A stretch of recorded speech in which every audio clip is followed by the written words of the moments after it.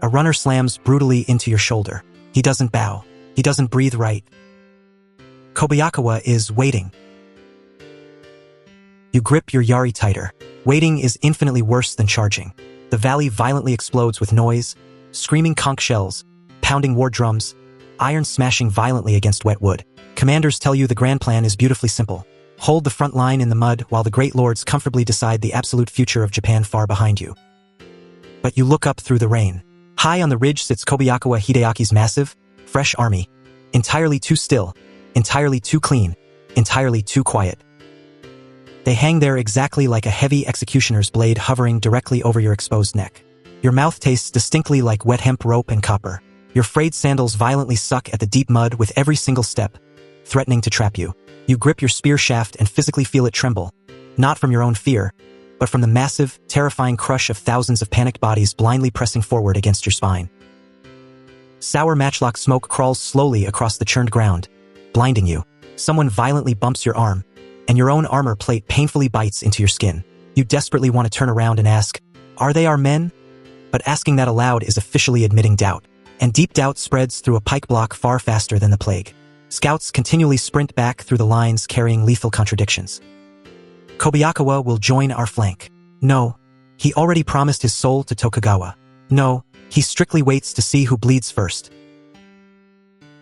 3 conflicting reports. 1 silent ridge. Your single life. Then, the nightmare actually happens. 1 single, sharp gunshot violently cracks the heavy air, originating from Tokugawa's side of the valley. It is not a rolling volley. It is not a blind barrage. It is one incredibly sharp, deliberate command of thunder. Is it a clear signal? Is it a desperate threat?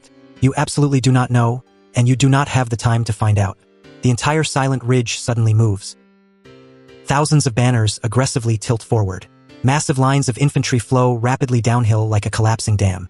For one desperate heartbeat, you think they are finally coming to reinforce us. Then, their thousands of lowered spear points violently angle directly into your unprotected flank. The hillside does not reinforce your position, it entirely falls on you. Your tightly packed formation instantly buckles like wet rice paper. Men aggressively scream the names of long-dead gods, the names of terrified mothers, the names of high commanders who absolutely refuse to look down. You blindly stab your weapon at a rushing shadow and solidly hit lacquered armor. You violently pull the shaft back, and your hands are suddenly incredibly slippery, and you do not know if you are touching rainwater or fresh blood. And in that horrific second, you completely understand the absolute true weapon deployed at Sekigahara. It fundamentally isn't the steel of the swords. It is weaponized uncertainty. The precise moment you can no longer tell your ally from your enemy, you are already completely dead. Your thrashing body just hasn't officially accepted the paperwork yet. This specific bloodbath is the violent birth scream of Shogun Japan. One single, perfectly timed betrayal, permanently turning political loyalty into a sharp blade that completely cuts you from the inside out. If you want to open the full historical case file, learning exactly who signals, who hesitates, and who violently pays the price, step closely with me, deeper into the mud of Sekigahara.